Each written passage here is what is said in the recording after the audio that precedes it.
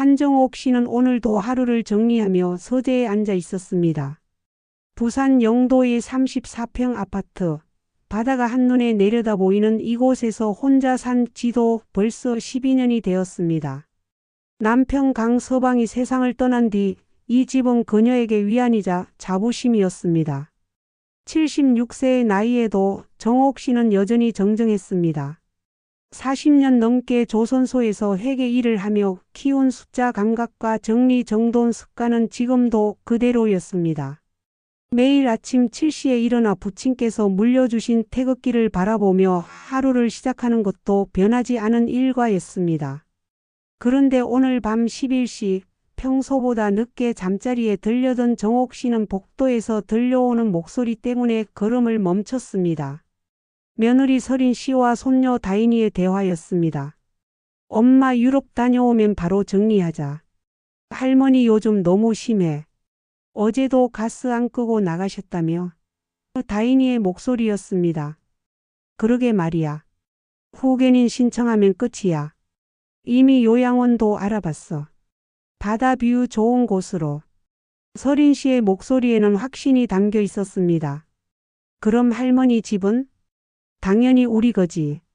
지금 시세로 12억 원 좋게 나올 텐데. 정옥 씨의 손이 떨리기 시작했습니다.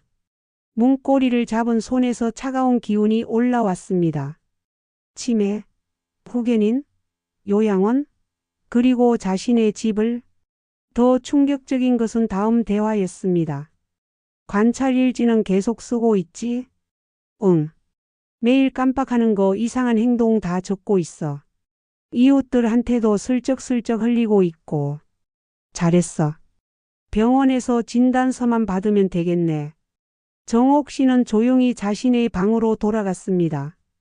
가슴이 두근거리고 머리가 어지러웠지만 정신은 오히려 또렷해졌습니다. 조선소에서 40년간 숫자와 서류를 다루며 단련된 침착함이 되살아났습니다. 이게 뭔 일이람? 내가 뭘 그렇게 잘못했다고. 다음 날 아침 정옥 씨는 평소와 다름없이 태극기에 인사를 드리고 하루를 시작했습니다. 부친께서는 625 참전 유공자였습니다. 나라를 지킨다는 것은 가족을 지킨다는 것이라고 늘 말씀하시던 부친의 가르침이 오늘따라 더욱 생생했습니다. 아침 식사 자리에서 며느리와 손녀의 태도를 유심히 관찰했습니다. 평소보다 더 친절하고 세심하게 구는 것이 오히려 부자연스러워 보였습니다. 어머니 오늘 병원 검진 받으러 가실까요? 요즘 조금 피곤해 보이세요. 서린 씨가 말했습니다. 아직은 괜찮습니다. 몸이 이상하면 제가 먼저 말씀드릴게요. 그래도 미리미리 체크하는 게 좋잖아요. 저희가 걱정돼서 그래요. 정옥 씨는 속으로 씁쓸했습니다. 걱정은 무슨 걱정. 어젯밤 대화를 들었으니 이제 모든 것이 다르게 보였습니다. 며느리가 나간 뒤 정옥 씨는 서랍에서 작은 수첩을 꺼냈습니다. 조선소 시절부터 사용하던 습관이었습니다. 중요한 일은 반드시 기록으로 남기는 것. 오늘부터는 이 수첩이 자신을 지켜줄 무기가 될 것 같았습니다. 오후 2시 어시장에 장을 보러 나갔습니다. 40년 넘게 다니던 곳이라 상인들과도 모두 친분이 있었습니다. 정옥 이모 어서 오세요. 생선가게 사장이 반갑게 인사했습니다. 사장님 오늘 고등어 어때요? 오늘 새벽에 온 거라 싱싱해요. 그런데 이모 며느리가 이틀 전에 왔었더라고요. 아 그래요? 네 이모 건강이 어떠시냐고 물어보더라고요. 요즘 좀 힘드시냐고. 집으로 돌아가는 엘리베이터에서 7층에 사는 김 여사를 만났습니다. 평소 인사만 나누던 사이였는데 오늘은 왠지 눈빛이 달랐습니다. 정옥 씨 요즘 괜찮으세요? 네, 별일 없어요. 왜요? 아니, 며느리분이 며칠 전에 정옥 씨가 요즘 자주 깜빡하신다고 하시더라고요. 걱정돼서 물어본 거예요. 정옥 씨는 순간 어이가 없었지만 차분하게 대답했습니다. 아, 나이 들면 누구나 그런 거 아닌가요? 전 아직 정정합니다. 김 여사의 표정에서 미묘한 의심이 스쳐 지나갔습니다. 이미 소문이 퍼지기 시작한 것 같았습니다. 집에 돌아와서 정옥 씨는 수첩에 오늘 일어난 일들을 꼼꼼히 적었습니다. 며느리의 어시장 방문, 김 여사와의 대화, 그리고 자신이 어떤 말과 행동을 했는지까지 모두 기록했습니다. 저녁 식사 때 며느리가 또 한 번 병원 이야기를 꺼냈습니다. 어머니 내일 아침에 병원 가실까요? 간단한 검사만. 왜 자꾸 병원을 가라고 하세요? 요즘 어머니가 좀 이상하신 것 같아서요. 어제도 가스 끄는 걸 깜빡하셨잖아요. 정옥 씨는 어제 가스를 분명히 껐다는 것을 기억했습니다. 저녁을 다 끓이고 설거지까지 마친 뒤 가스 밸브를 돌려서 확인한 것도 또렷했습니다. 제가 가스를 안 껐다고요? 네, 제가 확인했어요. 다행히 불은 안 났지만 이것은 명백한 거짓말이었습니다. 정옥 씨는 더 이상 말하지 않았습니다. 대신 수첩에 이 대화도 정확한 시간과 함께 기록해 두었습니다. 일주일이 지나면서 상황은 더욱 구체화되었습니다. 며느리는 매일같이 관찰 일지를 작성하고 있었고 이웃들에게는 정옥 씨의 치매 증상에 대한 이야기를 흘리고 있었습니다. 정옥 씨는 조선소에서 40년간 키운 관찰력과 기록 습관을 총동원했습니다. 스마트폰으로 녹음하는 방법도 손녀 다인이에게 배웠습니다. 물론 다인이는 할머니가 왜 녹음을 배우려고 하는지 모르고 있었습니다. 할머니 이 버튼 누르면 녹음되고 이 버튼 누르면 정지돼요. 고마워 다인아. 할머니가 경로당에서 노래 연습할 때 쓰려고. 며칠 뒤 정옥 씨는 며느리와 사돈 박 여사의 전화 통화를 우연히 듣게 되었습니다. 사돈 어른 요양원은 어떻게 알아보셨어요? 좋은 곳 하나 찾았어요. 월 300만 원 정도 하는데 시설이 괜찮더라고요. 300만 원이면 1년에 3,600만 원이네요. 어머니 예금으로도 78년은 충분하겠어요. 그렇죠. 그리고 집까지 팔면 당분간 걱정 없겠어요. 정옥 씨는 이 대화를 모두 녹음했습니다. 손이 떨렸지만 녹음 버튼은 놓치지 않았습니다. 다음 날 정옥 씨는 보훈회관을 방문했습니다. 부친의 훈장과 태극기에 대한 법적 보호 방안을 상담받기 위해서였습니다. 참전 유공자의 유품은 특별한 의미가 있습니다. 함부로 처분할 수 없도록 법적 장치를 마련해 두시는 게 좋겠네요. 보훈회관 상담원의 조언에 따라 정옥 씨는 부친의 유품 목록을 정리하고 관련 서류를 준비했습니다. 태극기와 훈장, 그리고 참전 기록들을 별도로 보관하기로 했습니다. 오후에는 영도구청에서 운영하는 무료 법률 상담을 받으러 갔습니다. 후견인 제도가 어떻게 되는지 궁금해서요. 후견인은 본인의 판단 능력이 부족할 때 법원에서 선임하는 제도입니다. 하지만 신청만으로 바로 되는 것은 아니고 의사의 진단과 법원의 판단이 필요합니다. 그럼 가족이 억지로 신청할 수도 있나요? 신청은 할 수 있지만 의학적 진단과 본인의 의견도 충분히 고려됩니다. 만약 억지로 하려는 움직임이 있다면 미리 준비하시는 게 좋겠네요. 변호사는 몇 가지 조언을 해주었습니다. 정신감정 요청 시 본인의 의견 개진 권리, 믿을 만한 증인들의 증언서 준비, 그리고 재산 관리 능력을 보여줄 수 있는 자료들을 미리 정리해 두라는 것이었습니다. 정옥 씨는 집에 돌아와서 40년간 관리해온 가계부를 꺼냈습니다. 매월 수입과 지출, 적금과 예금 관리, 세금 신고까지 모든 것이 깔끔하게 정리되어 있었습니다. 이것만 봐도 자신이 얼마나 정정한지 알 수 있었습니다. 일주일 뒤 며느리가 강하게 병원 진료를 권했습니다. 어머니 이번에는 꼭 가셔야 해요. 저희가 너무 걱정돼요. 그렇게 걱정된다면 가보죠. 정옥 씨는 오히려 담담하게 대답했습니다. 이미 준비는 다 되어 있었습니다. 병원에서 신경과 진료를 받았습니다. 의사는 간단한 인지 기능 검사를 했습니다. 오늘이 몇 일인가요? 2025년 9월 11일 목요일입니다.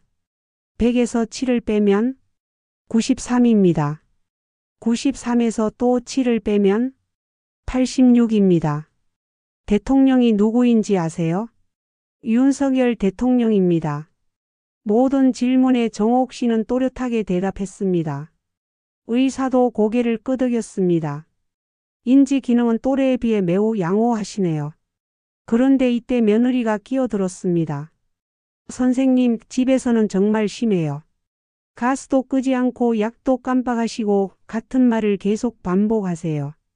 며느리는 준비해온 관찰일지를 의사에게 건넸습니다.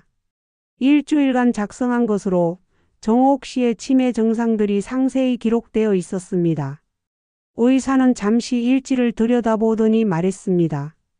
가족분이 집에서 관찰한 내용과 오늘 검사 결과가 조금 다르네요. 좀 더 정확한 평가를 위해 일주일 뒤에 다시 오시는 게 좋겠습니다. 정옥 씨는 진료가 끝나고 나가면서 작은 쪽지를 의사 책상 밑으로 떨어뜨렸습니다. 미리 준비해온 것이었습니다. 가족이 허위로 치매 누명을 씌우려 합니다. 재산 탈취가 목적인 것 같습니다. 일주일 뒤 제네온 때 자세한 이야기를 들어주세요. 마이너스 한정옥. 의사는 나중에 이 쪽지를 발견하고 깊은 고민에 빠졌습니다. 의료진으로서의 윤리와 환자의 권리 보호 사이에서 신중한 판단이 필요했습니다. 병원에서 나오는 길에 며느리가 말했습니다. 어머니, 선생님이 재검사를 하자고 하시네요. 괜찮으시죠? 네, 괜찮습니다. 오히려 정확히 검사받는 게 좋죠. 정옥 씨의 차분한 대답에 며느리는 약간 당황하는 기색을 보였습니다. 며칠 뒤 가족들이 갑자기 유럽 여행을 간다고 발표했습니다. 어머니, 저희가 10일 정도 유럽에 다녀올게요. 다인이 대학 가기 전에 견문을 넓혀 주려고요. 그렇게 하세요. 조심히 다녀오시고. 어머니는 혼자 계실 수 있으시겠어요? 76년을 살아온 사람이 열흘을 못 지낸다고 생각하세요? 정옥 씨의 당당한 대답에 가족들은 더 이상 말할 수 없었습니다. 사실 이 유럽 여행은 정옥 씨에게 절호의 기회였습니다. 가족들이 없는 동안 자신만의 계획을 실행할 수 있었습니다. 여행 첫날 밤 정옥 씨는 본격적인 행동에 나섰습니다. 가족들을 공항에 배웅하고 돌아온 정옥 씨는 서재에 앉아 지금까지 모아둔 증거들을 정리했습니다. 녹음 파일들, 가족들의 대화 내용을 기록한 수첩, 그리고 며느리가 이웃들에게 퍼뜨린 소문들의 정언을 받을 수 있는 연락처들까지. 먼저 상인회장인 박 사장에게 전화를 걸었습니다. 사장님, 저 한정옥입니다. 정옥 이모. 무슨 일이세요? 혹시 시간 되시면 잠깐 만날 수 있을까요? 중요한 이야기가 있어서요. 다음 날 오후 어시장 상인회 사무실에서 박 사장과 몇 명의 상인들을 만났습니다. 사실은 이런 일이 있었습니다. 정옥 씨는 처음부터 차근차근 상황을 설명했습니다. 어머, 그런 일이 있었어요? 그 생선가게 사장의 아내가 놀라며 말했습니다. 며느리분이 정말 그런 말을 했어요? 네, 이모가 요즘 깜빡하신다고 하더라고요. 그래서 저희도 걱정했는데. 여러분이 보시기에 제가 치매 환자 같나요? 무슨 소리예요? 이모만큼 정정한 분이 어디 있어요? 매일 장보러 오시면서 계산도 틀린 적이 없고 대화도 누구보다 또렷하시잖아요. 상인들은 정옥 씨의 이야기를 듣고 분노했습니다. 40년 넘게 이웃으로 지내온 사이였는데 며느리가 거짓 소문을 퍼뜨렸다는 사실에 화가 났습니다. 이모, 저희가 정언서를 써드릴게요. 이모가 얼마나 정정하신지 모든 상인들이 다 알고 있어요. 이날부터 정옥 씨는 매일 다른 곳을 방문했습니다. 경로당, 교회, 은행, 우체국까지. 오랫동안 인연을 맺어온 사람들을 하나씩 만나 상황을 설명하고 정언을 부탁했습니다. 경로당 총무인 김 할머니는 말했습니다. 정옥 언니, 그런 며느리가 어디 있어요? 언니만큼 똑똑한 사람이 어디 있다고. 교회 권사님도 마찬가지였습니다. 정옥 집사님, 교회에서 회계 일도 맡아서 하시는데 숫자 하나 틀린 적이 없잖아요. 어떻게 그런 일이? 은행 직원도 정옥 씨를 잘 알고 있었습니다. 어머님, 40년 넘게 저희 은행을 이용하시면서 업무 처리가 가장 정확하신 분인데요. 치매라니 말도 안 되죠. 일주일 만에 정옥 씨는 20여 명의 정원서를 모았습니다. 모두가 한결같이 정옥 씨의 정신 상태가 또래보다 훨씬 뛰어나다고 증언했습니다. 여행 8일째 정옥 씨는 더 중요한 결정을 내렸습니다. 자신의 자산을 보호하기 위한 구체적인 행동에 나선 것입니다. 선생님, 제 집을 매각하려고 합니다. 공인중개사 이 대표는 정옥 씨와 오랜 인연이 있었습니다. 정옥 씨가 조선소에서 일할 때부터 알고 지낸 사이였습니다. 정옥 이모, 갑자기 왜요? 그 좋은 집을. 정옥 씨는 이 대표에게도 상황을 솔직하게 설명했습니다. 그런 일이 있었어요? 이모, 정말 화가 나네요. 저도 처음에는 믿을 수 없었어요. 하지만 이제 확실해졌어요. 그럼 집을 팔고 어디로 가실 건가요? 작은 곳으로 이사하려고요. 혼자 살기에는 34평이 너무 커요. 이 대표는 영도 지역의 사정을 잘 알고 있었습니다. 정옥 씨의 집은 바다 전망이 좋아 12억 정도는 충분히 받을 수 있었습니다. 이모, 제가 좋은 매수자를 알고 있어요. 깔끔하게 현금 거래 가능한 분이에요. 얼마나 걸릴까요? 일주일 정도면 계약까지 마무리할 수 있어요. 정옥 씨는 바다가 내려다 보이는 지도를 보며 결연한 표정을 지었습니다. 40년 넘게 살아온 터전을 떠나는 것은 쉽지 않았지만 자신의 존엄을 지키기 위해서는 어쩔 수 없었습니다. 오후에는 새로 살 집을 알아보러 다녔습니다. 영도에서 조금 떨어진 곳이 작은 아파트를 봤습니다. 20평 정도 크기의 관리비도 적게 나오는 곳이었습니다. 이모, 여기는 어때요? 부동산 중개사가 물었습니다. 좋네요. 혼자 살기에 딱 알맞아요. 창문으로 보이는 경치도 나쁘지 않았습니다. 바다는 보이지 않았지만 산이 보여서 마음이 편안했습니다. 계약금은 언제 가져올까요? 내일 가져올게요. 정옥 씨는 그동안 모아둔 예금 중 일부를 전세금으로 사용하기로 했습니다. 집을 팔면 현금이 많이 생기지만 일단은 전세로 살면서 상황을 지켜보기로 했습니다. 저녁에는 은행에 가서 자동이체를 정리했습니다. 가족들이 후견인 신청을 해도 당장 동결되지 않을 계좌들을 따로 만들어 생활비를 이체해 뒀습니다. 어머님, 이렇게 정리하시면 혹시 뭔 일이 있어도 생활비는 걱정 없으시겠네요. 은행 직원도 정옥 씨의 세심함에 감탄했습니다. 가족들이 돌아오는 전날 밤 정옥 씨는 마지막 점검을 했습니다. 집 매매 계약은 완료되었습니다. 잔금은 가족들이 돌아온 후 바로 처리하기로 했습니다. 새 집 전세 계약도 끝났습니다. 이사는 다음 주에 하기로 했습니다. 정원서들도 모두 정리되었습니다. 상인회, 경로당, 교회, 은행까지 20여 명의 정원서가 차곡차곡 쌓여 있었습니다. 녹음 파일들도 정리했습니다. 며느리와 사돈의 전화통화, 요양원과 후견인에 대한 대화들이 모두 기록되어 있었습니다. 정옥 씨는 부친의 유품이 보관된 서랍을 열어봤습니다. 태극기와 훈장, 그리고 참정 기록들이 고스란히 남아 있었습니다. 이것들만큼은 절대 빼앗길 수 없었습니다. 아버지, 딸이 끝까지 지켜내겠습니다. 정옥 씨는 태극기를 가슴에 안고 잠시 눈을 감았습니다. 부친께서 목숨을 걸고 지켜낸 나라, 그 나라에서 40년간 성실히 살아온 자신의 인생이 이렇게 끝날 수는 없었습니다. 가족들이 유럽에서 돌아왔습니다. 10일간의 여행으로 다들 피곤해 보였지만 왠지 들뜬 기분이었습니다. 할머니, 선물 사왔어요. 다인이가 명품 가방을 들고 왔습니다. 고마워, 다인아. 여행은 재미있었니? 네. 파리도 가고 로마도 갔는데 정말 좋았어요. 며느리도 큰 쇼핑백을 여러 개 들고 들어왔습니다. 명품 옷가지들이 가득했습니다. 어머니, 저희 없는 동안 괜찮으셨어요? 네, 별일 없었어요. 그런데 어머니, 모레가 병원 재검사 날이에요. 기억하고 계시죠? 네, 알고 있어요. 가족들은 피곤하다며 일찍 잠자리에 들었습니다. 정옥 씨도 평소처럼 11시쯤 잠자리에 들려고 했습니다. 그런데 복도에서 또 다시 속삭이는 소리가 들렸습니다. 엄마 여행비 정말 많이 들었네. 다인이 명품도 사주고. 괜찮아. 어차피 며칠 안에 다 해결돼. 할머니 재검사 받고 나면 바로 후견인 신청하는 거지. 그렇지.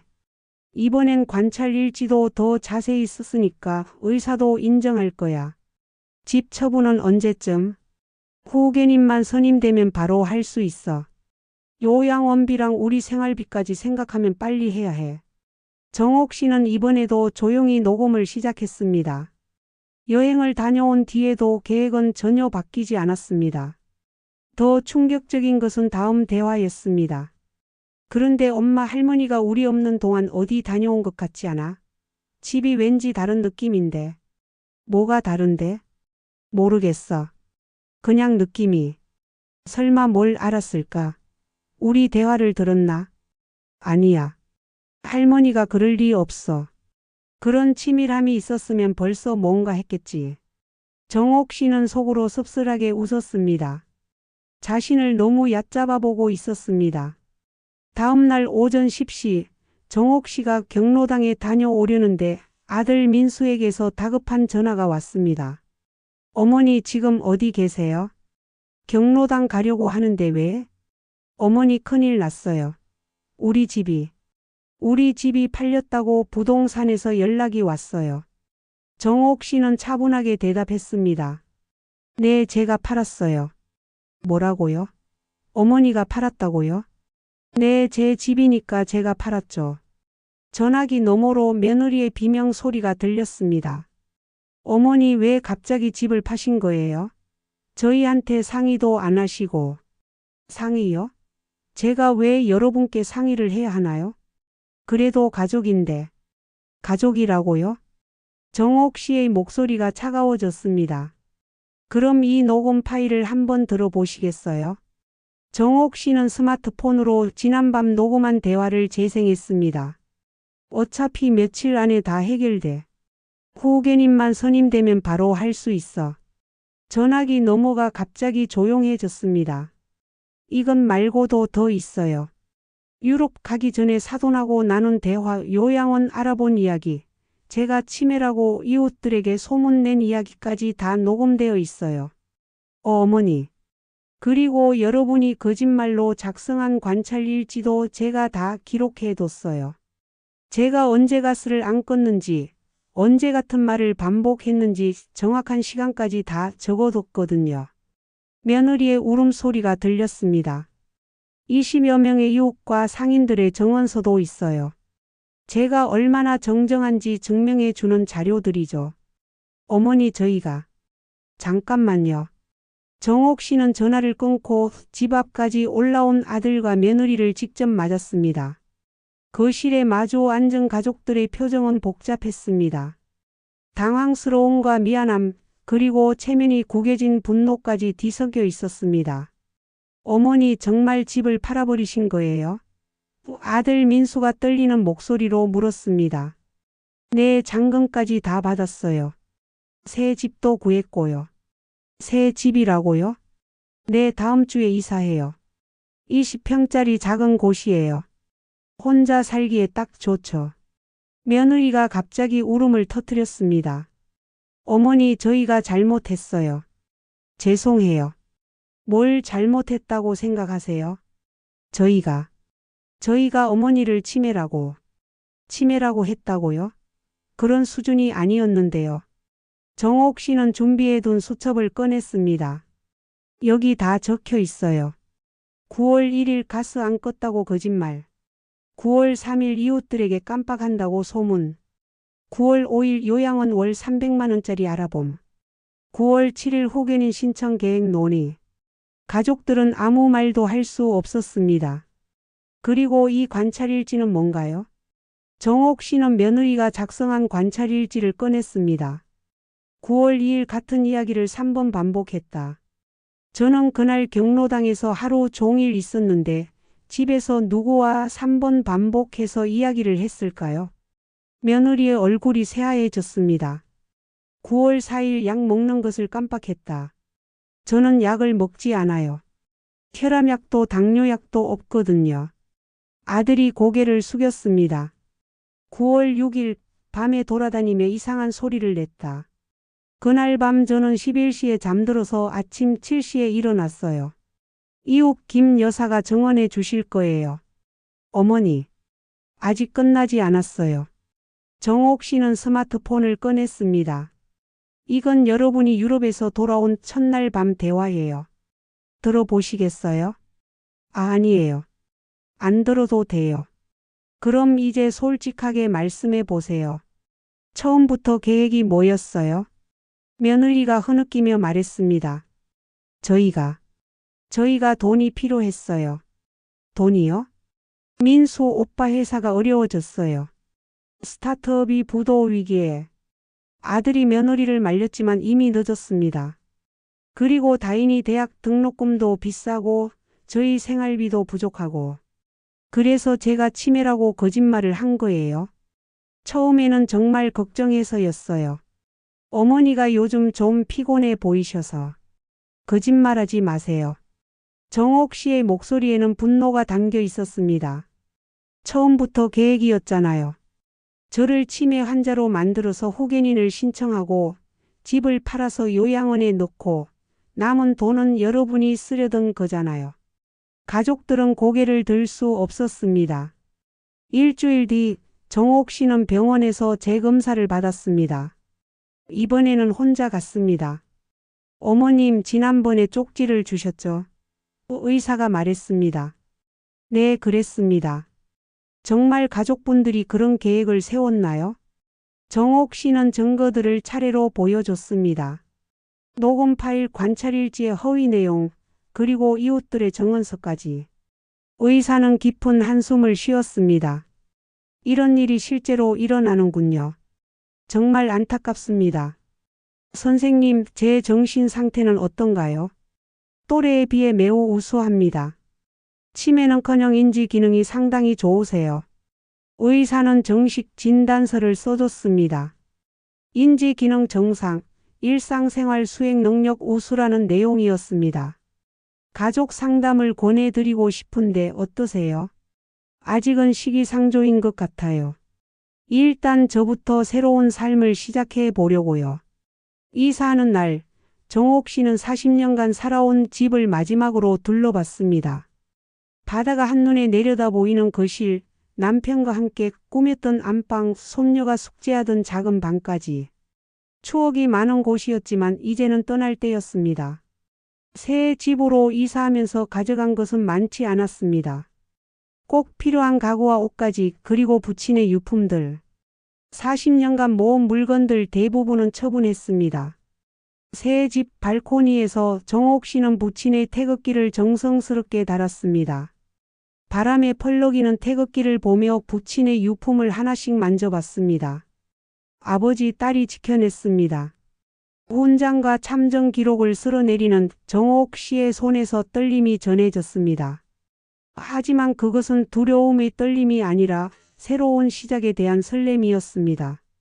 아버지가 나라를 위해 싸우셨듯이 저도 제 인생을 위해 싸웠습니다. 바람이 불어와 태극기가 힘차게 펄럭였습니다. 정옥 씨는 그 모습을 보며 마음이 뿌듯했습니다. 76년을 살아오면서 가장 용기 있는 일을 한 것 같아요. 한 달이 지나면서 정옥 씨의 새로운 일상이 자리 잡았습니다. 작은 집이었지만 혼자 살기에는 오히려 편했습니다. 관리비도 적게 나오고 청소하기도 쉬웠습니다. 무엇보다 마음이 평안했습니다. 가족들의 눈치를 보거나 의심의 시선을 감수할 필요가 없었습니다. 새 동네 사람들과도 금세 친해졌습니다. 근처 시장에서 장을 보며 상인들과 인사를 나누고 경로당에서 새로운 친구들을 만났습니다. 정옥 언니 혼자 사시는데 외롭지 않아요? 같은 아파트에 사는 이웃이 물었습니다. 전혀요. 오히려 자유로워서 좋아요. 대단하세요. 저는 자식들 없으면 못 살 것 같은데. 자식은 자식대로, 부모는 부모대로 사는 게 맞는 것 같아요. 정옥 씨의 말에는 경험에서 우러나온 지혜가 담겨 있었습니다. 어느 날 예상치 못한 방문객이 찾아왔습니다. 손녀 다인이었습니다. 할머니. 다인이는 문 앞에서 한참을 망설이다가 용기를 내어 말했습니다. 할머니 죄송해요. 정옥 씨는 다인이를 집 안으로 들였습니다. 무엇이 미안하다고 하니? 할머니를 배신한 거요. 다인이의 눈에 눈물이 고였습니다. 처음에는 정말 몰랐어요. 엄마가 할머니 걱정해서 하는 일인 줄 알았어요. 그래서 나중에 진짜 목적을 알았어요. 할머니 집을 팔아서 제 대학 등록금이랑 유럽 여행비를 쓰려던 거라는 걸. 정옥 씨는 다인이의 이야기를 조용히 들었습니다. 할머니 저 정말 후회해요. 할머니를 속인 것도 명품 가방 사달라고 조른 것도 유럽 여행 간 것도 다 후회해요. 다인아. 네? 내가 지금 이렇게 와서 사과하는 것만으로도 할머니는 기뻐. 정말요? 정말이야. 잘못을 깨닫고 사과할 줄 아는 것은 쉬운 일이 아니거든. 다인이가 울음을 터뜨렸습니다. 할머니 저 앞으로 달라질게요. 부모님한테도 할머니한테 사과하라고 말할게요. 천천히 해. 억지로 하는 사과는 의미가 없어. 정옥 씨는 다인이에게 차를 끓여줬습니다. 다인아 할머니가 하나만 부탁할게. 네 뭐든지 말씀하세요. 내 인생은 내가 책임져. 부모가 시키는 대로만 하지 말고 내 생각으로 판단하고 결정해. 네 할머니. 그리고 돈이나 물건보다 중요한 것이 있다는 걸 잊지 마. 네 알겠어요. 다인이는 1시간 정도 할머니와 이야기를 나누고 돌아갔습니다. 올 때와는 전혀 다른 표정이었습니다. 2달이 지나자 조금씩 변화가 시작되었습니다. 먼저 아들 민수가 찾아왔습니다. 혼자 왔습니다. 어머니 안녕하세요. 어서 와라. 민수는 어색해했습니다. 어머니 앞에서 이렇게 작아진 기분은 처음이었습니다. 어머니 죄송합니다. 뭐가? 모든 일이요. 저희가 정말 잘못했어요. 민수의 목소리에는 진심이 담겨 있었습니다. 어머니를 믿지 못한 것, 거짓말로 속이려 한 것, 집을 탐낸 것, 모든 게 잘못이었어요. 그래서 용서해 주세요. 정옥 씨는 한참 동안 아들을 바라봤습니다. 민수야. 네? 내가 정말 잘못을 깨달았는지 어떻게 알 수 있을까? 어머니. 말로만 사과하는 건 쉬워. 하지만 진짜 변하는 건 어려운 일이지. 민수는 고개를 숙였습니다. 저 회사 그만뒀어요. 뭐라고? 스타트업 그만뒀어요. 다시 로펌으로 돌아갔어요. 정옥 씨는 놀랐습니다. 무리해서 큰 돈 벌려고 하다가 이런 일이 생긴 것 같아요. 이제는 안정적으로 살려고요. 그래? 그리고 서린이도 다시 간호사로 복직했어요. 과시하려고 명품 사고 여행 다니는 거 그만두기로 했어요. 정옥 씨는 아들의 변화에 조금 놀랐습니다. 다인이도 대학 등록금 절반은 본인이 알바해서 마련하기로 했어요. 그래. 그렇게 하는 게 좋겠구나. 어머니, 저희가 서서히 변하는 모습을 지켜봐 주세요. 바로 용서해달라는 게 아니에요. 정옥 씨는 조금 마음이 누그러졌습니다. 민수야, 너희들이 정말 변한다면 할머니도 생각해 볼게. 감사합니다, 어머니. 가을이 깊어갔습니다. 정옥 씨의 새 집 발코니에서는 단풍이 물든 산이 보였습니다. 바다는 보이지 않았지만 산의 아름다움도 나쁘지 않았습니다. 매일 아침 태극기에 인사를 드리는 것은 변하지 않았습니다. 부친의 가르침과 애국심은 어디에 살든 변하지 않는 것이었습니다. 어느 날 경로당에서 만난 김 할머니가 말했습니다. 정옥 언니 요즘 표정이 참 좋아졌어요. 그래요? 네, 처음 이사 왔을 때는 뭔가 힘들어 보이셨는데 지금은 편안해 보여요. 아마 마음이 편해져서 그런가 봐요. 역시 혼자 사는 게 낫나 봐요. 저도 자식들이 너무 간섭해서 스트레스예요. 정옥 씨는 웃었습니다. 꼭 혼자가 좋다는 건 아니에요. 다만 서로 존중하는 관계가 중요한 것 같아요. 요즘 정옥 씨는 새로운 취미도 생겼습니다. 경로당에서 운영하는 스마트폰 교실에 참가한 것입니다. 할머니들 오늘은 사진 찍는 법을 배워볼까요? 강사 선생님의 지도에 따라 정옥 씨도 스마트폰으로 사진을 찍어봤습니다. 발코니에서 보이는 단풍 풍경을 찍으니 정말 예뻤습니다. 와, 정옥 할머니가 찍은 사진 정말 잘 나왔네요. 감사합니다. 정옥 씨는 뿌듯했습니다. 76세에도 새로운 것을 배우고 익힐 수 있다는 것이 신기했습니다. 겨울이 되자 정옥 씨는 생각보다 외롭지 않았습니다. 새로운 이웃들과 친해졌고 경로당 활동도 재미있었습니다. 무엇보다 마음이 평안했습니다. 누군가 자신을 감시하거나 의심하지 않는다는 안정감이 컸습니다. 크리스마스 즈음 다인이가 또 한 번 찾아왔습니다. 이번에는 혼자가 아니라 부모와 함께였습니다. 어머니 안녕하세요. 며느리 설인이 조심스럽게 인사했습니다. 어서 들어와. 가족들이 작은 거실에 앉으니 꽤 좁아 보였습니다. 어머니 저희가 준비한 게 있어요. 민수가 말했습니다. 뭔데? 이건 제가 쓴 반성문이에요. 민수는 편지지 여러 장에 빼곡히 쓴 글을 내밀었습니다. 그리고 이건 제가 쓴 거예요. 설인도 편지를 내밀었습니다. 저도요 할머니. 다인이도 편지를 내밀었습니다. 정옥 씨는 편지들을 받아들었습니다. 지금 읽어보실까요? 나중에 천천히 읽을게.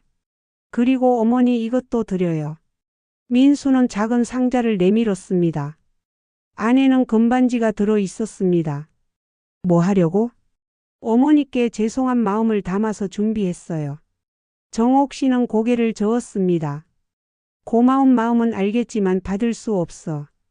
왜요? 물건으로 사과하는 건 진정한 사과가 아니야. 가족들은 당황했습니다. 그럼 어떻게 해야 하나요? 시간이 필요해. 너희들이 정말 변했는지 지켜봐야겠어. 정옥 씨의 말에 가족들은 실망했지만 이해한다는 표정을 지었습니다. 어머니 저희 기다릴게요. 얼마든지 기다릴게요. 민수가 말했습니다. 새해가 되고 봄이 오자 정옥 씨의 마음에도 새로운 변화가 일었습니다. 가족들은 약속대로 조용히 기다리고 있었습니다. 억지로 찾아오거나 연락하지 않았습니다. 대신 명절 때마다 안부 인사만 짧게 전해왔습니다. 정옥 씨는 가족들이 쓴 반성문을 읽어봤습니다.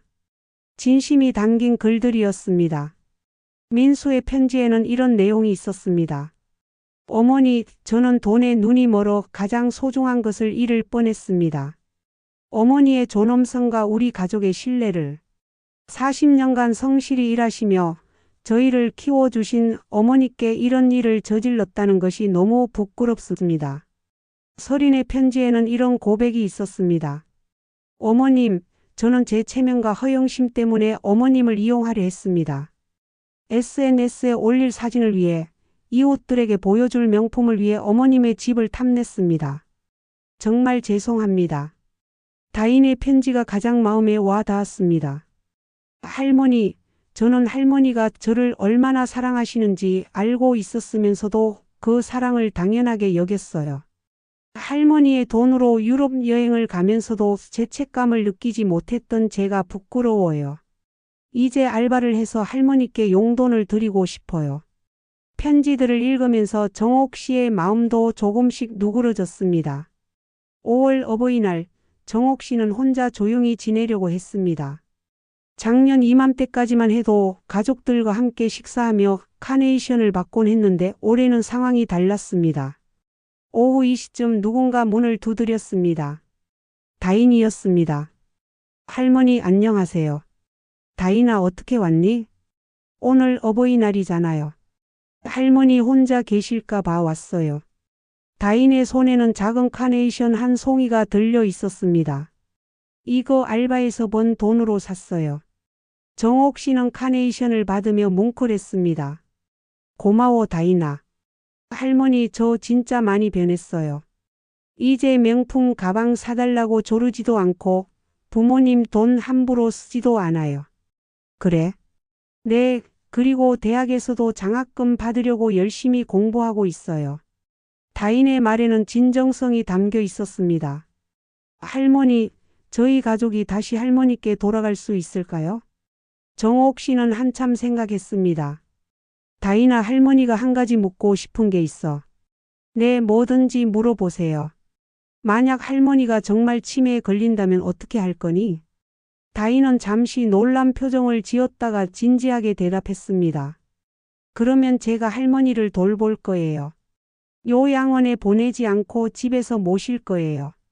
정말이니? 네, 정말이에요. 할머니가 저를 키워주셨듯이 저도 할머니를 돌볼 거예요. 정옥 씨는 다인의 진심을 느꼈습니다. 알겠어. 할머니가 조금 더 생각해 볼게. 다인은 1시간 정도 할머니와 이야기를 나누고 돌아갔습니다. 떠나면서 말했습니다.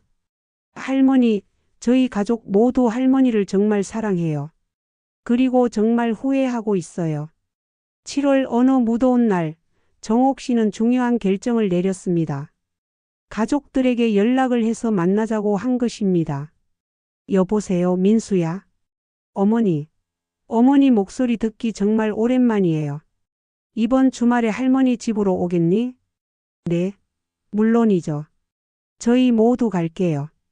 주말 가족들이 정옥 씨의 집을 찾았습니다. 8개월 만에 정식 만남이었습니다. 어머니 정말 보고 싶었어요. 서린이 눈물을 글썽이며 말했습니다. 저도요. 정옥 씨도 솔직하게 대답했습니다. 거실에 둘러앉아 정옥 씨는 천천히 말을 시작했습니다. 여러분이 쓴 편지들을 모두 읽어봤어요. 네. 그리고 다인이를 통해 여러분이 어떻게 변하고 있는지도 들었고요. 가족들은 긴장한 표정으로 정옥 씨의 말을 기다렸습니다. 할머니가 생각해보니 여러분도 어려운 상황이었던 것 같아요. 어머니. 물론 그렇다고 해서 할머니를 속이려 한 것이 정당화되는 건 아니에요. 하지만 사람은 누구나 실수할 수 있다고 생각해요. 민수가 고개를 숙였습니다. 중요한 건 실수를 깨닫고 진심으로 뉘우치는 거죠.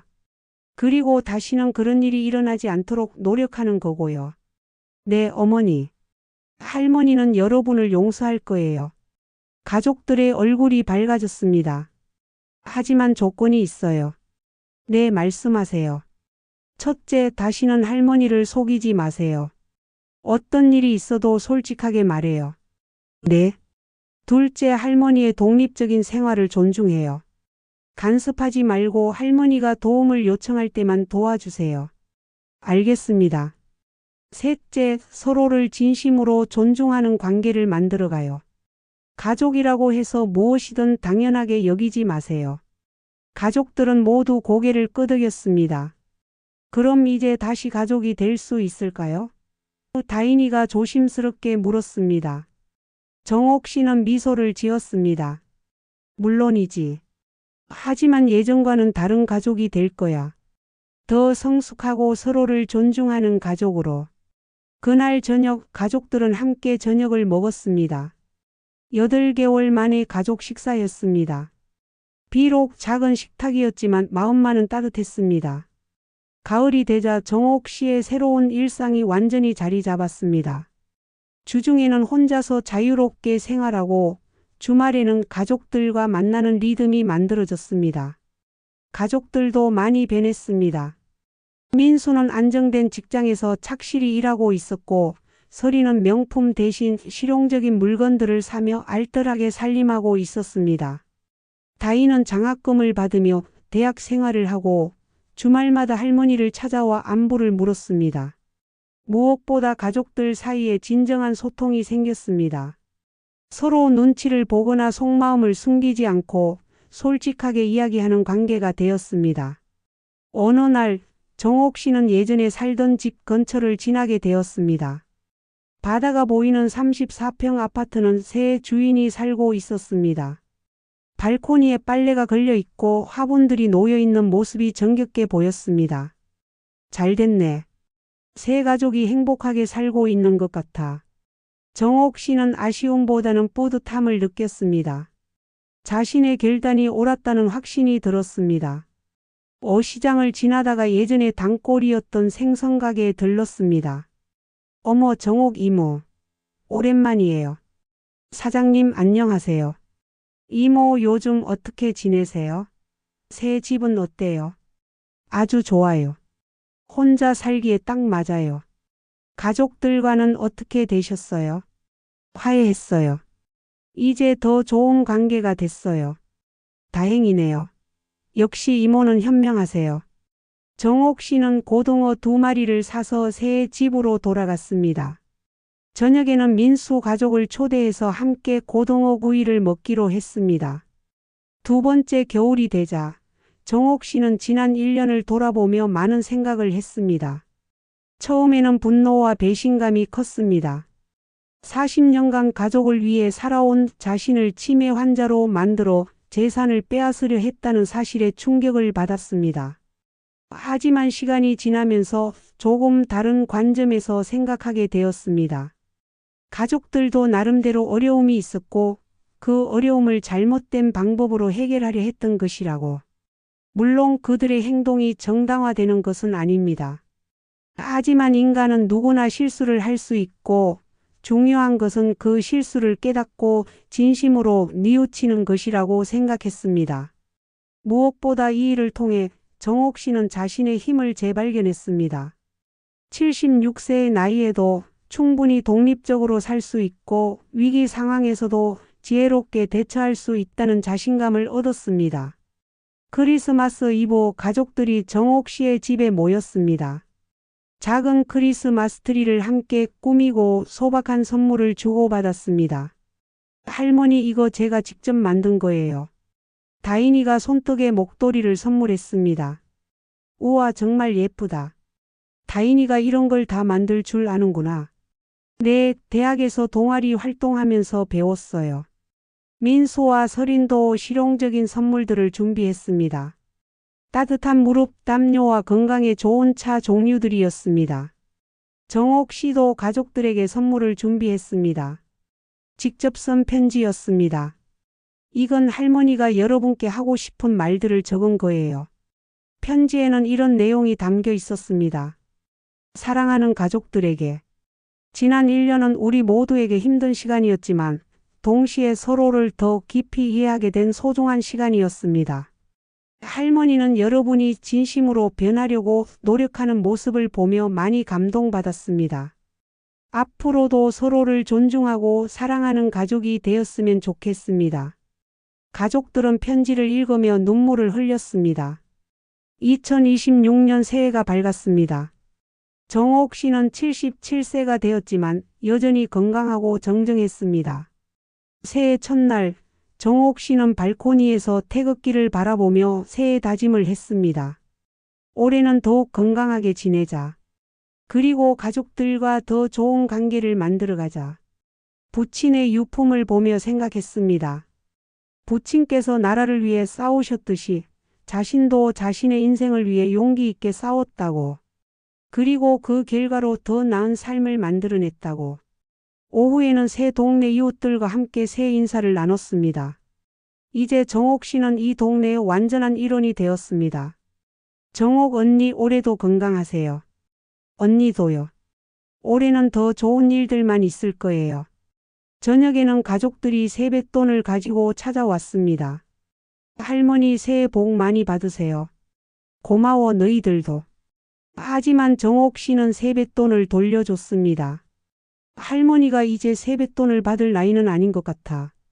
대신 너희들이 건강하고 행복하게 지내는 것이 할머니에게는 최고의 선물이야. 2026년 봄, 정옥 씨에게는 새로운 변화가 있었습니다. 경로당에서 운영하는 디지털 교육 프로그램의 보조 강사를 맡게 된 것입니다. 정옥 언니만큼 스마트폰 잘 다루는 할머니가 없어요. 다른 할머니들도 가르쳐 주세요. 정옥 씨는 기꺼이 승낙했습니다. 76세에 배운 스마트폰 기술로 또래들을 가르친다는 것이 뿌듯했습니다. 할머니들 이 버튼을 누르면 사진이 찍혀요.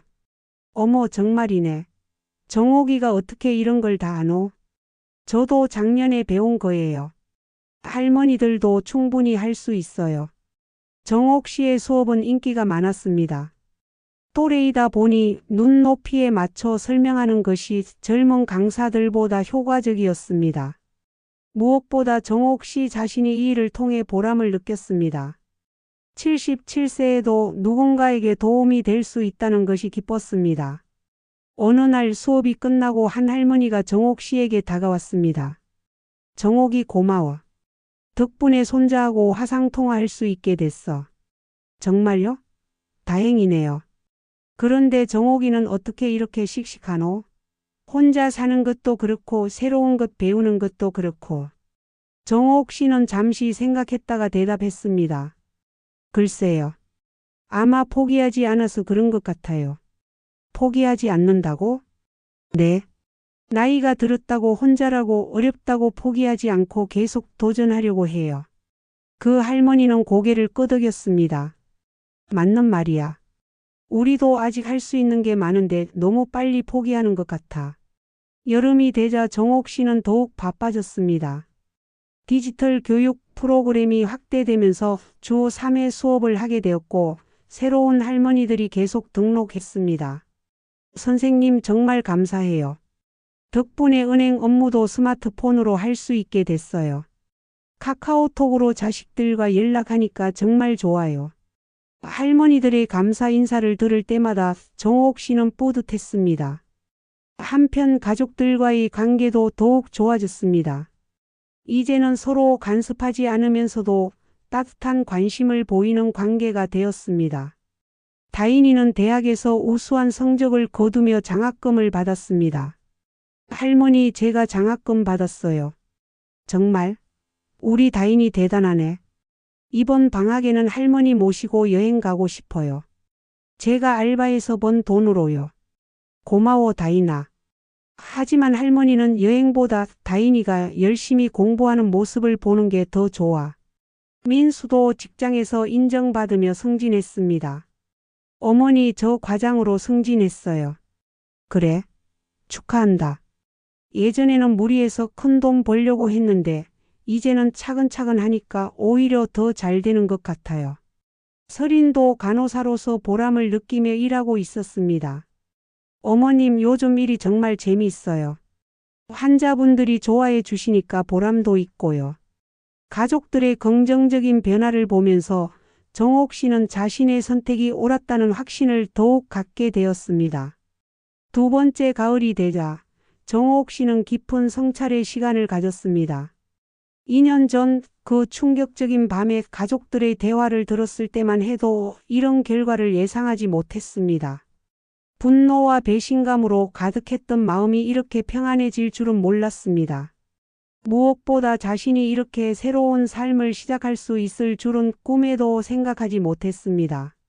77세에 디지털 교육 강사가 되고 새로운 이웃들과 친구가 되고 가족들과는 더 성숙한 관계를 만들어갈 줄은 몰랐습니다. 인생은 정말 언제든 새롭게 시작할 수 있구나. 정옥 씨는 이 깨달음이 가장 소중했습니다. 어느 날 옛날 조선소 동료들과 모임이 있었습니다. 40년 전 함께 일했던 사람들이 모여 근황을 나누는 자리였습니다. 정옥아, 너 요즘 정말 젊어 보인다. 그러게 혼자 사는데도 이렇게 활기찰 수가. 비결이 뭐야? 정옥 씨는 웃으며 대답했습니다. 새로운 일을 시작해서 그런 것 같아. 나이가 들어도 배우고 도전할 게 있으니까 재미있어. 정말? 무슨 일을 하는데? 경로당에서 할머니들 스마트폰 가르치는 일이야. 어머, 대단하다. 우리도 배워야겠네. 동료들은 정옥 씨의 활력에 감탄했습니다. 그런데 정옥아, 가족들과는 어떻게 됐어? 예전에 힘든 일이 있었다고 들었는데. 정옥 씨는 잠시 생각했다가 대답했습니다. 지금은 괜찮아. 오히려 예전보다 더 좋은 관계가 됐어. 정말? 어떻게? 서로를 존중하게 됐거든. 예전에는 가족이니까 당연하다고 생각했던 것들을 이제는 고마워하고 소중하게 여기게 됐어. 동료들은 고개를 끄덕였습니다. 역시 정옥이가 현명해. 우리도 배워야겠다. 2026년 겨울 정옥 씨는 3년 전을 돌아보며 감개무량했습니다. 3년 전 그 충격적인 밤 가족들의 음모를 알게 되었을 때만 해도 이런 삶을 상상할 수 없었습니다. 하지만 용기를 내어 자신의 인생을 지켜낸 결과 더 풍요롭고 의미 있는 삶을 살게 되었습니다. 크리스마스가 며칠 앞으로 다가온 날, 정옥 씨는 가족들에게 특별한 제안을 했습니다. 올해 크리스마스는 옛날 집 근처 식당에서 만날까? 옛날 집이요? 응, 할머니가 40년 넘게 살던 영도 그 집 말이야. 가족들은 조금 놀랐지만 흔쾌히 승낙했습니다. 크리스마스 당일 가족들은 영도의 한 식당에서 만났습니다. 정옥 씨가 예전에 살던 아파트가 보이는 곳이었습니다. 할머니 옛날 집이 보이네요. 다인이가 창밖을 가리키며 말했습니다. 그러네. 세 가족이 잘 살고 있는 것 같아. 창밖으로 보이는 아파트 발코니에는 빨래가 널려 있고 아이들이 뛰어노는 모습이 보였습니다. 어머니 그 집이 그립지 않으세요? 민수가 조심스럽게 물었습니다. 정옥 씨는 고개를 저었습니다. 전혀. 오히려 잘했다고 생각해. 왜요? 그 일이 없었다면 우리가 이렇게 진심으로 서로를 이해하게 됐을까? 할머니도 새로운 삶을 시작할 용기를 내지 못했을 거야. 가족들은 고개를 끄덕였습니다. 위기가 기회가 된 거네요. 서린이 말했습니다. 맞아. 인생에서 가장 어려운 순간이 때로는 가장 소중한 선물이 되기도 해. 식사를 마치고 함께 바닷가를 걸었습니다. 겨울 바다는 차가웠지만 가족들의 마음은 따뜻했습니다. 할머니, 저희 정말 많이 변했죠? 다인이가 물었습니다. 그럼. 많이 변했어. 그리고 더 좋은 모습으로 변했어. 할머니도 많이 변하신 것 같아요. 어떻게? 더 강해지신 것 같아요. 그리고 더 자유로워 보이세요. 정옥 씨는 미소를 지었습니다. 맞아. 할머니도 많이 변했어. 77세에도 새로운 꿈을 꿀 수 있다는 걸 알게 됐거든. 바닷바람이 불어와 정옥 씨의 머리카락을 흔들었습니다. 그 바람 속에서 정옥 씨는 부친의 목소리를 듣는 것 같았습니다. 잘했다, 딸아. 끝까지 포기하지 않고 잘 버텨냈다. 2027년 새해 정옥 씨에게는 특별한 소식이 있었습니다. 시에서 운영하는 시니어 멘토 프로그램에 선정된 것입니다. 정옥 씨 축하드려요. 올해의 우수 시니어 멘토로 선정되셨어요. 담당 공무원이 전화로 알려준 소식이었습니다. 저요? 제가 뭘 그렇게 특별한 일을 했다고? 아니에요. 혼자서 새로운 삶을 시작하신 것도 그렇고 디지털 교육으로 다른 어르신들을 도우신 것도 그렇고 정말 모범적인 사례예요. 정옥 씨는 놀라면서도 뿌듯했습니다. 그래서 다음 달에 시청에서 강연을 부탁드리고 싶어요. 77세 새로운 시작이라는 주제로요. 제가 강연을요? 네, 많은 어르신들이 정옥 씨의 이야기를 듣고 싶어 하세요. 정옥 씨는 고민했습니다. 자신의 개인적인 이야기를 공개적으로 말하는 것이 쉽지 않았습니다. 하지만 이내 마음을 정했습니다. 자신과 같은 어려움을 겪고 있는 다른 어르신들에게 도움이 될 수 있다면 기꺼이 하겠다고. 알겠습니다. 해보겠어요. 강연 준비를 하면서 정옥 씨는 지난 3년을 차근차근 정리해 봤습니다. 2024년 그 충격적인 밤부터 시작해서 증거 수집, 집 매각, 새로운 삶의 시작, 가족과의 화해까지. 한편의 드라마 같은 일들이었습니다. 무엇보다 이 모든 과정에서 가장 중요했던 것은 포기하지 않는 용기였다고 생각했습니다. 강연 당일 시청 대강당에는 200여 명의 어르신들이 모였습니다. 정옥 씨는 떨리는 마음으로 연단에 올랐습니다. 안녕하세요. 저는 올해 78세가 된 한정옥입니다. 우렁찬 목소리로 인사를 하자 박수가 터져 나왔습니다. 3년 전까지만 해도 저는 평범한 할머니였습니다. 40년 넘게 조선소에서 일하고 남편 잃고 혼자 살면서도 가족들 뒷바라지하며 조용히 살았죠. 청중들이 고개를 끄덕였습니다. 그런데 어느 날 밤 제 인생을 뒤바꿀 충격적인 일이 일어났습니다. 정옥 씨는 그날 밤의 이야기부터 차근차근 들려줬습니다. 가족들의 음모, 자신의 대응, 새로운 삶의 시작까지. 처음에는 정말 절망적이었습니다. 평생 믿고 의지했던 가족들이 저를 배신했다는 사실에 세상이 무너지는 것 같았어요. 많은 어르신들이 공감하는 표정을 지었습니다. 하지만 저는 포기하지 않기로 했습니다. 76세지만 아직 할 수 있는 일이 많다고 생각했어요. 그래서 용기를 내어 제 인생을 지켜냈습니다. 쉽지 않았지만 결과적으로는 더 좋은 삶을 살게 되었어요. 박수가 터져 나왔습니다. 지금 저는 새로운 집에서 자유롭게 살고 있습니다.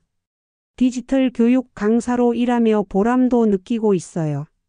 가족들과는 예전보다 더 좋은 관계가 되었고요. 무엇보다 중요한 것은 나이가 들어도 새로운 시작이 가능하다는 것을 깨달았다는 점입니다. 청중들이 큰 박수를 보냈습니다. 여러분 인생 70 넘어도 80 넘어도 다시 시작할 수 있습니다. 포기하지 마세요. 여러분에게도 분명 새로운 가능성이 있어요. 강연이 끝나자 많은 어르신들이 정옥 씨에게 다가와 감사 인사를 전했습니다. 정말 감동적이었어요. 저도 용기를 내볼게요. 덕분에 희망을 얻었습니다. 정옥 씨는 자신의 경험이 다른 사람들에게 도움이 된다는 사실에 큰 보람을 느꼈습니다. 2027년 봄 정옥 씨에게는 더욱 특별한 일이 일어났습니다.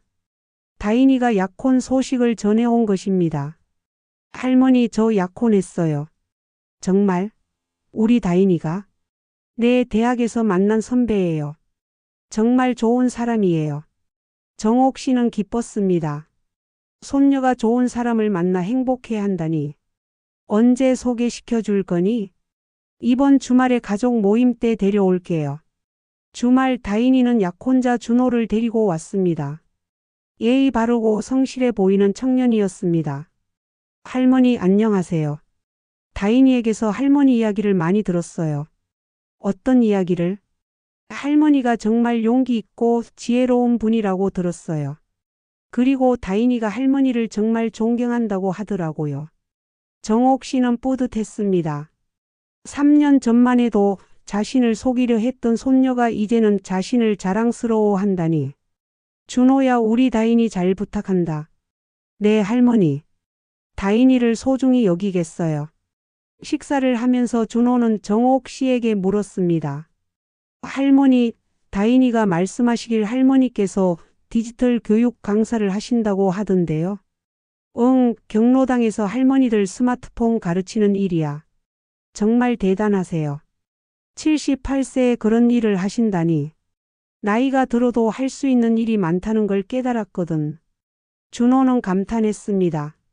저희 할아버지도 할머니 같으셨으면 좋겠어요. 요즘 너무 의기소침해 하시거든요. 그래? 기회가 되면 우리 경로당에 오시라고 해. 함께 새로운 걸 배워보시라고. 정말요? 그러면 좋겠어요. 그날 저녁 다인이가 정옥 씨에게 말했습니다. 할머니, 저 정말 할머니가 자랑스러워요. 왜? 할머니가 포기하지 않고 새로운 삶을 시작하신 모습을 보면서 저도 용기를 얻었어요. 그래? 네, 그래서 준호 오빠를 만날 때도 솔직하게 제 이야기를 다 했어요. 할머니께 했던 잘못된 일들도 다 말했고요. 정옥 씨는 놀랐습니다.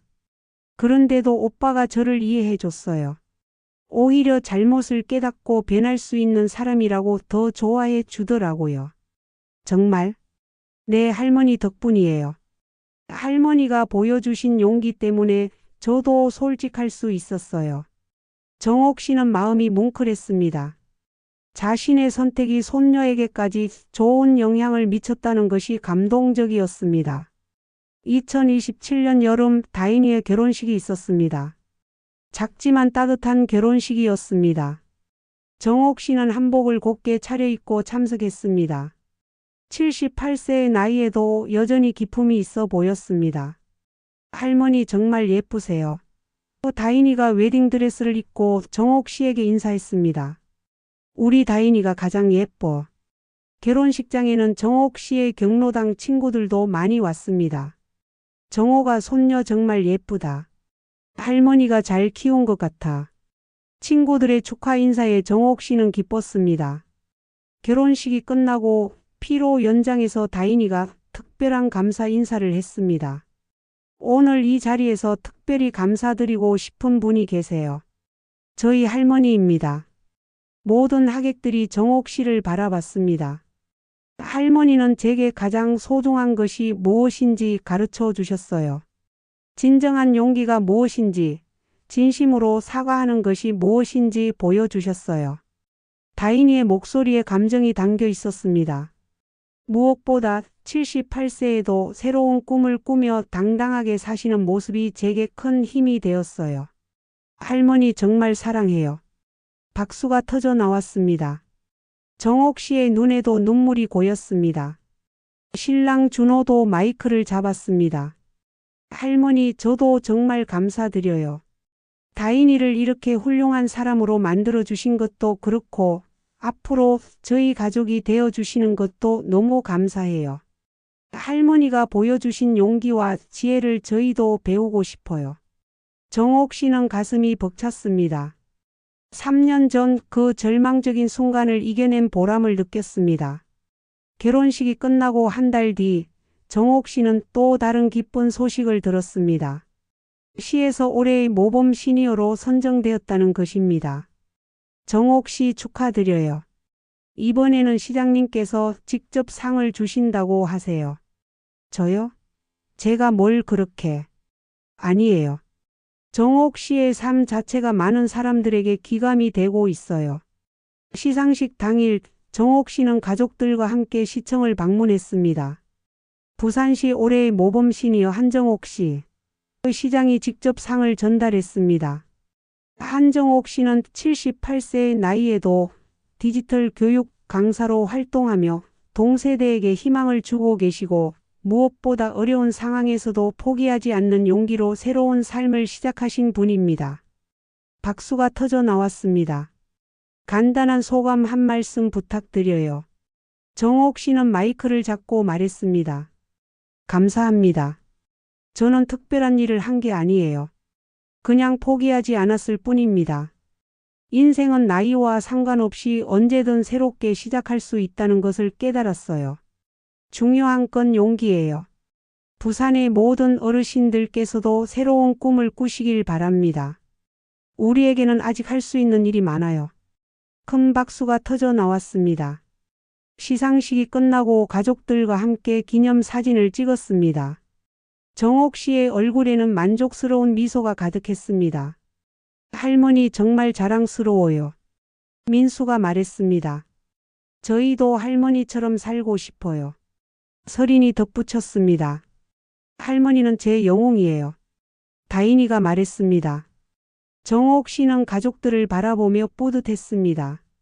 3년 전 배신감으로 시작된 일이 이렇게 아름다운 결과로 이어질 줄은 몰랐습니다.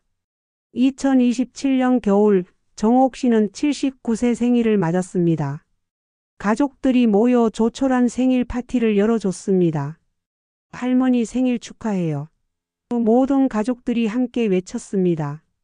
생일 케이크에는 새로운 시작의 79세라고 적혀 있었습니다. 할머니 소원 빌어보세요. 다인이가 말했습니다.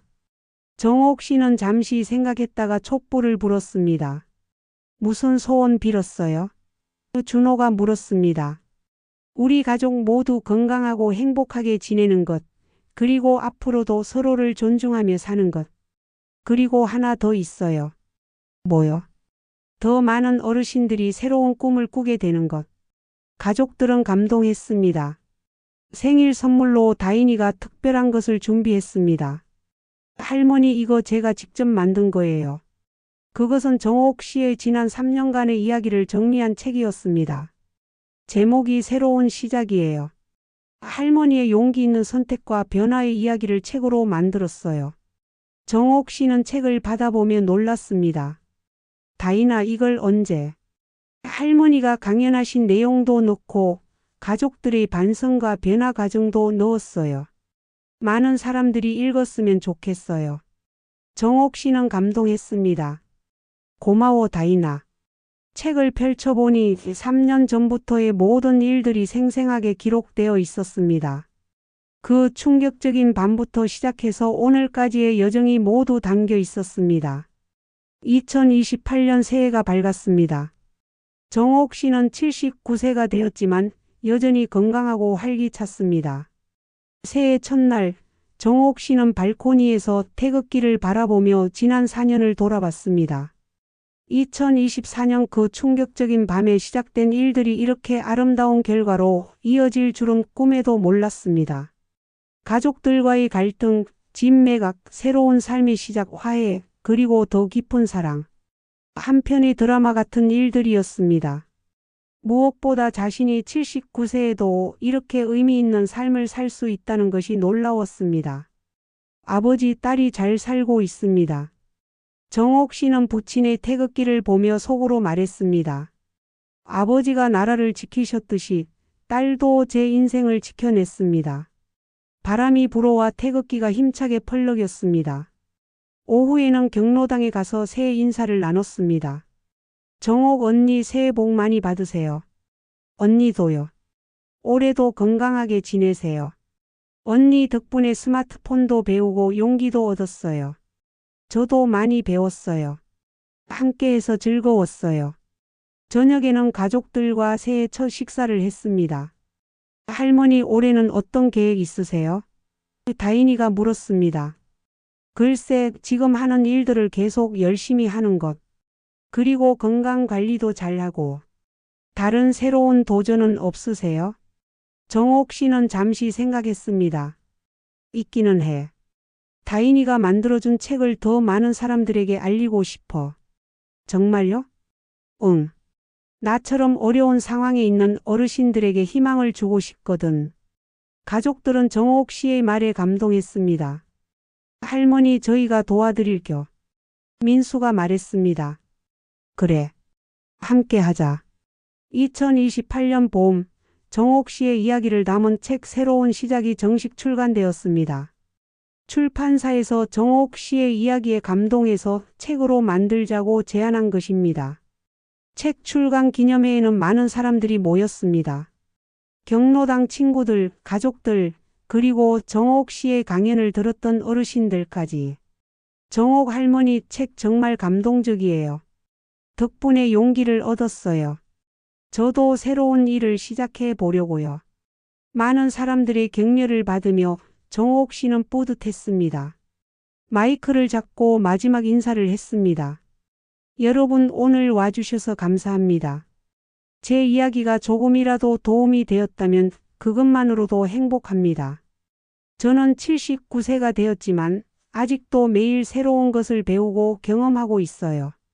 나이는 숫자일 뿐입니다. 인생 70 넘어도 80 넘어도 다시 시작할 수 있습니다. 중요한 건 포기하지 않는 용기예요. 큰 박수가 터져 나왔습니다. 집으로 돌아와서 정옥 씨는 발코니에 앉아 책을 다시 한번 펼쳐봤습니다. 4년 전 그 충격적인 밤부터 오늘까지의 모든 여정이 담겨 있었습니다. 정말 많은 일이 있었구나. 하지만 후회는 없었습니다. 오히려 감사했습니다. 그 일이 없었다면 이렇게 의미 있는 삶을 살 수 없었을 테니까. 바람이 불어와 태극기가 펄럭였습니다. 부친의 정신이 살아있는 것 같았습니다. 아버지, 딸이 마지막까지 당당하게 잘 살겠습니다. 정옥 씨는 내일 또 어떤 새로운 일이 있을지 기대되었습니다. 79세지만 아직 할 수 있는 일이 많았습니다. 그렇게 정옥 씨의 새로운 시작은 계속되었습니다. 지금 이 이야기를 보고 계신 여러분께도 말씀드리고 싶습니다. 인생은 언제든 새롭게 시작할 수 있습니다. 나이도 상황도 어려움도 핑계가 될 수 없어요. 중요한 건 포기하지 않는 용기입니다. 정옥 씨가 76세에 새로운 삶을 시작했듯이 여러분도 지금부터 새로운 꿈을 꾸실 수 있어요. 시청해 주셔서 고맙습니다. 구독과 좋아요, 그리고 알림 설정까지 부탁드립니다. 여러분의 응원이 제게 큰 힘이 됩니다. 그리고 댓글로 이야기를 나눠보시죠. 여러분이라면 정옥 씨의 선택 어떻게 하셨을까요? 가족과 재산 문제, 어디까지가 효이고 어디서부터는 욕심일까요? 여러분 동네의 따뜻한 이웃 이야기도 들려주실 수 있을까요? 노년의 자립, 여러분은 어떤 준비를 하고 계신가요? 여러분의 소중한 이야기를 기다리겠습니다. 감사합니다.